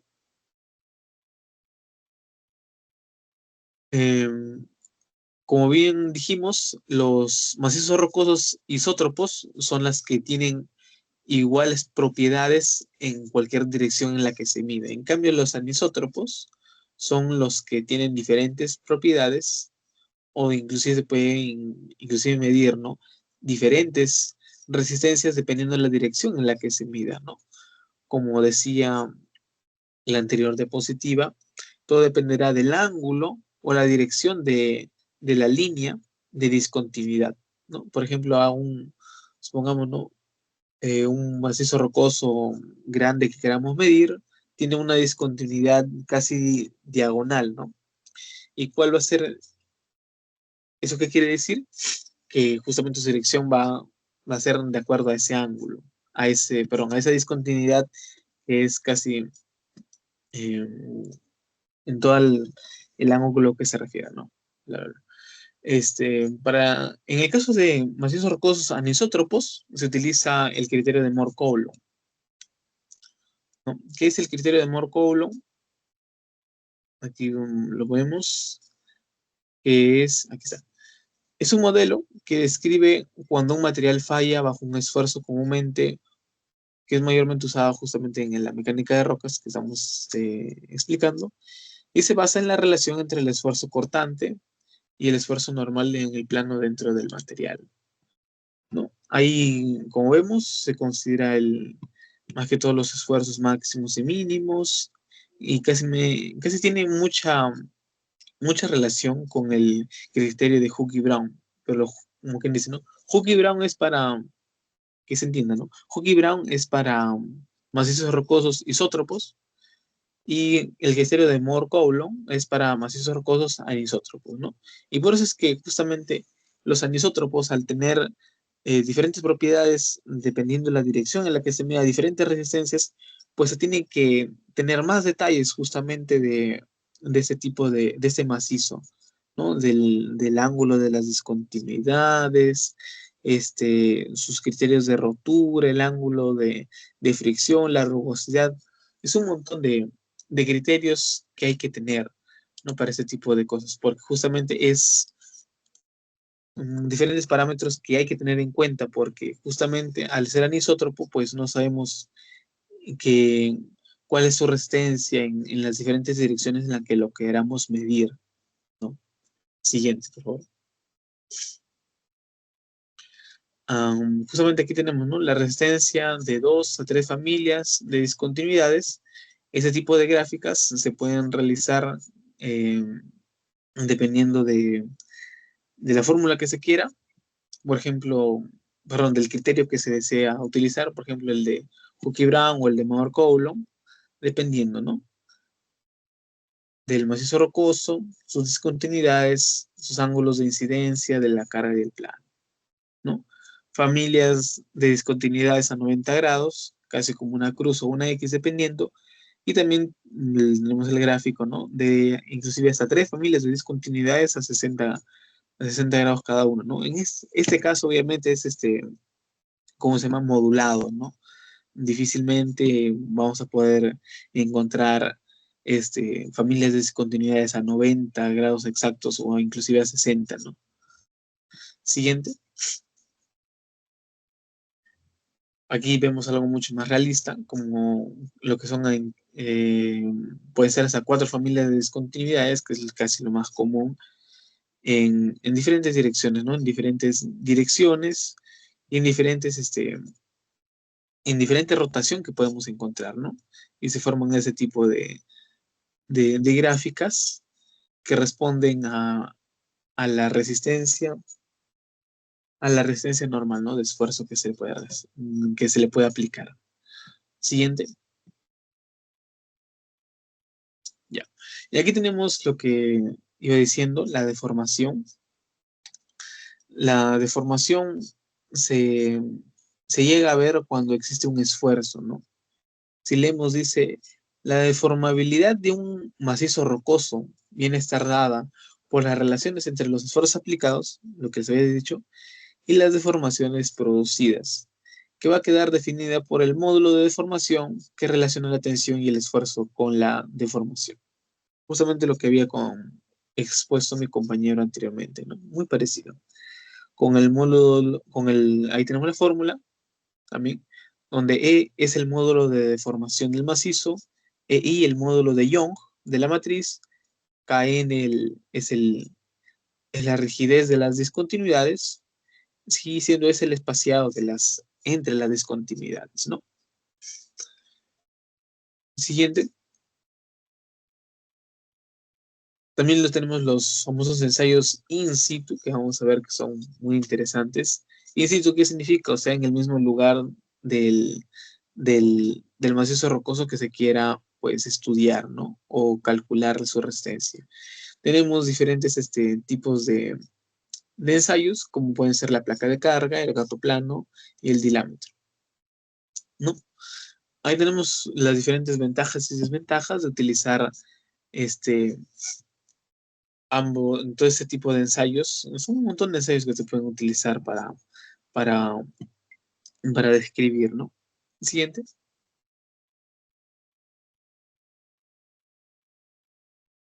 Siguiente. Tenemos las tensiones naturales. ¿Qué son las tensiones naturales? Aquí tenemos que dice, los materiales geológicos se encuentran sometidos a tensiones naturales como consecuencia de su historia geológica. Las tensiones en el interior de un macizo rocoso están producidas por los esfuerzos exteriores aplicados y por el peso propio del material. El estado o sistema de esfuerzos resultantes suelen ser bastante complejo, ¿no? El carácter heterogéneo, discontinuo y anisótropo de los macizos rocosos hace además que el estado de esfuerzos pueda variar de forma importante entre zonas próximas. Siguiente. Ahí está. Tensiones naturales, ¿no? Pueden ser tensiones naturales, como ya les he dicho, producidos por esfuerzos aplicados o por el mismo peso, ¿no? Tensiones naturales como la tensión gravitacional, la tensión por tectonismo y la tensión térmico residual. Y las tensiones inducidas, ¿no?, que son las tensiones causadas por alguna intervención en el macizo rocoso. Mayormente las tensiones inducidas van a ser aquellas las que nosotros entremos, ¿no? Por ejemplo, cuando queramos abrir camino en un túnel a través de los explosivos o a través de maquinarias, ¿no? Es una de las tensiones inducidas a la que también puede soportar puede considerarse una tensión natural, ¿no? Bueno, en este caso no es natural, sino una tensión inducida. En el caso de las tensiones naturales, las causas principales en el caso de esfuerzos tectónicos son lo que son los terremotos. ¿Cómo se miden estas tensiones? Aquí tenemos dos métodos, ¿no? Que son casi los más comunes que se utilizan. El método de sobreperforación y el método de gato plano. Siguiente. Ahí está. Tenemos el método de gato plano. Dice que nos permite hacer la medición de esfuerzos compresivos en una dirección. ¿En qué consiste el método del gato plano? Gato plano es un aparato que se utiliza, pues supongamos, ¿no? Tenemos un macizo rocoso o ya tenemos un túnel hecho, parte de un túnel hecho y queremos medir sus esfuerzos naturales, ¿no? Entonces, ¿qué hace cómo hacemos el método del gato plano? Supongamos, ¿no? Vamos a una pared de nuestro túnel y primero hacemos una pequeña abertura, ya sea con una sierra, para que entre nuestro gato plano. El gato como tal es son dos placas, ¿no? A veces es media circunferencia y a veces es un rectangular. Entonces se hace la, la abertura para que entre el gato, se pone en esta abertura que se ha hecho estas dos láminas y pues se comienza a ejercer una presión, o sea, comienza a ejercerse una presión con un líquido en el cual ah, como el gato es hecho de metal, creo, no estoy muy seguro, pues difícilmente se va a romper, ¿no? Entonces, al aplicar presión, al introducir líquido dentro del gato, pues, y el gato estar dentro de esa perforación, dentro del macizo rocoso que se quiere medir, pues va a haber una deformación, ¿no? Que se va a ver una abertura, que se va a abrir, ¿no? Y eso es lo que se permite calcular. Lo interesante del gato plano o las ventajas con las que se pueden obtener con este tipo de método, dice que se puede medir estos esfuerzos compresivos en varias direcciones. Por ejemplo, ¿no? Primero lo plantamos de manera vertical, después horizontal, después con cierto ángulo, ¿no? Se perfora en cavidad plana, se perfora cavidad plana en pared de la excavación, como les dije, ¿no? Se perfora en la excavación. Y bueno, todo eso, ¿no? Siguiente. Y por último tenemos el método de sobreperforación. Dice que nos permite hacer la medición de esfuerzos a partir de un sondaje. ¿Cómo ha sido un sondaje? Es casi como un martillo, casi como un taladro se puede decir, ¿no? En el cual se va a extraer parte del macizo, como, vamos a decir, como que se taladra, se perfora, mejor dicho, el macizo y se extrae un módulo, ¿no? Se extrae un módulo de este mismo y después a través de esta misma herramienta pues se mide la deformación, ya que esta también aplica una fuerza y se mide, ¿no? ¿En qué consiste? Como les había dicho, se perfora el tiro, se realiza una perforación de piloto, eh, y pues es más que nada, ¿no? Es perforar, sacar y pues medir la deformación de este mismo. Es un sondaje. Siguiente. Y todo eso se mide y se puede colocar justamente en un gráfico, ¿no? El cual se mide por tiempo, también lo cual se mide por esfuerzo o presión aplicada, ¿no? Siguiente. Bueno, y por último, las conclusiones. A ver, ¿por qué es importante las rocas en la ingeniería civil? ¿No? Las rocas, dice, no solo se limitan como parte del material de construcción, sino que también forman parte del soporte estructural, ¿no? Y en algunos casos son la misma estructura, ¿no? En el caso de los túneles, galerías, entre otros. La mecánica de rocas es fundamental en la ingeniería civil porque proporciona la base para comprender y abordar los desafíos relacionados con la interacción entre las estructuras y las formaciones rocosas, ¿no? Por eso es importante conocer todo ese tipo de cosas, ¿no? Todo ese tipo de ensayos que se pueden utilizar, todo ese tipo de fórmulas, criterios, todo ese tipo de clasificaciones, ¿no? Como les había dicho en un principio, se van a utilizar todos los modelos habidos y por haber, todos los tipos de evaluación, ¿no? Como los métodos empíricos, como son los ensayos de laboratorio, como les dije, in situ, como legato plano y sobre perforación, los índices de calidad, las clasificaciones geomecánicas, como las tablas, ¿no? Del Q de Barton o el RMR, los modelos matemáticos, como son los criterios de Hooke y Brown, los criterios de Moore y Kohlo, y los modelos físicos, ¿no? A través de ensayos de los mismos materiales o parecidos, ¿no? Todo esto hace parte de la mecánica de rocas, ¿no? Muchas gracias, profesor. Ya, no se olviden de subir al Teams y después también, ¿cómo se llama? De enviarme a mi correo, ¿ya? Sí, está bien, También ingeniero. 19 también, ¿no? 19. ¿Qué calidad?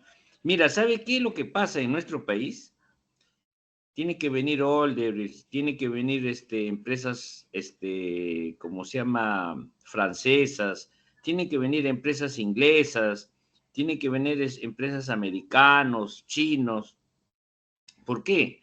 Porque nuestro nivel de conocimiento de nosotros, de los peruanos, está sobre los suelos. Nosotros sabemos solamente hacer casas, tabiquerías, pero no hacemos obras de gran magnitud, carreteras, puentes, de viaductos de grandes envergaduras, túneles de grandes envergaduras.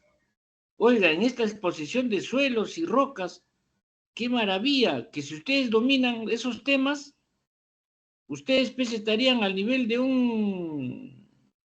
¿cómo se llama? Un ingeniero inglés, un ingeniero americano. Esos señores conocen esos temas de esta forma, a esta profundidad. Eso es lo que nos ha faltado. Pero ahora es el momento de aprender, señores.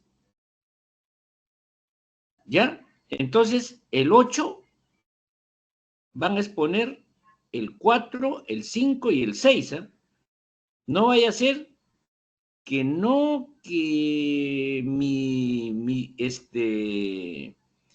va a ser virtual, ese 8 es feriado. Va a ser el 4, el 5 y el 6. No vaya a ser que, como se llama, que no puedo porque el aniversario, el día viernes me he pasado de copas y todavía me queda la resaca, nada de esas cosas. ¿Ah? Y estimados, así de esa calidad me tienen que poner, si no van a tener menos. Yo el otro le he puesto 17, no sé por qué, porque se han arriesgado en la primera. A salir primero, ingeniero. Por salir primero se han salvado. Por sacar pecho, porque hay otros que están diciendo que no, que me faltó, que el otro. Y tiene la forma de, mira, ¿has visto cómo han expuesto suelos? ¿Cómo han visto rocas? Y ese es lo que ustedes tienen que dominar, pe. Por ejemplo, para hacer la fundación de los pilotes del tren eléctrico en el río Rímac, han analizado de esa forma, han analizado agua, han analizado suelo, han analizado roca. Actualmente, para hacer los túneles, ¿qué cosas hacen los ingenieros peruanos? A los ingenieros peruanos lo ponen para arrear a la gente nada más. Solamente para controlar que la gente no deje de trabajar. Pero ¿cómo se llama? el ingeniero pensante, el ingeniero que ha analizado todas las envergaduras, tanto geotécnicos, estructurales, de cimentaciones, de fundaciones, de todo esto. Es un ingeniero que está ahí pensando, mirando, analizando, escuchando, de que todos opinen, ¿no? Entonces, así tienen que ustedes, para que lleguen a ese nivel, tienen que estar a esta capacidad de conocimiento que estamos dándoles a ustedes. Ya, felicitaciones a los dos grupos y a los otros, pues bueno, por enfrentarse a media, pero pueden levantar su bono, ¿sabes? Ya, Ya, ingeniero, muchas gracias. entonces no se olviden, ¿ah? El 8, el 4, el 5 y el 6, ¿ah? Sí, está bien, ingeniero. Ya, entonces, Una muy buena. pregunta, ingeniero. A Una ver, pregunta. Sí, ¿me podría dar un tema más para un grupo que se ha incorporado recién? Un tema bueno, adicional. adicional ya, Sí, sí. ya, entonces, te voy a dar ya, en estos días, ¿ya? Ya Déjame, está bien, ingeniero. déjame cranear, hay un tema muy importante que le vamos a dar, que me haga el diseño solamente de túneles, nada más. Vamos a hacerle que haga diseño de túneles. Otro que haga, si hay otro grupo que se adiciona, vamos a ponerle que haga el diseño de un puente, por ejemplo. Pero no que me diseñe la estructura, ¿no?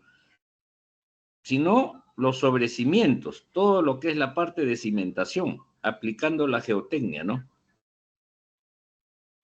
Igualito también en túneles, ¿no? Pero vamos a ver, también hay para hacer análisis de estabilidad de taludes, también hay tanto en roca como en suelo, hay bastantes temas todavía, pero primerito vamos madurando los conceptos que son principales, ¿no? Así como el suelo, la roca, ahorita va a venir la parte de cimentaciones, va a venir la parte de hidrología, hidrogeología, sismicidad, todo eso, riesgos sísmicos, riesgos geológicos, todo, entonces ahí vamos a combinar, ¿ya? Pero con calma, ¿ya? Solamente quiero que exponga el 4, el 5 y el 6, ¿ya? Muy buenas noches con todos. Ya, buenas noches, ingeniero. Buenas noches. Gracias, ingeniero. Buenas noches. No se olviden de subir al sistema y cómo se llama y enviarme a mi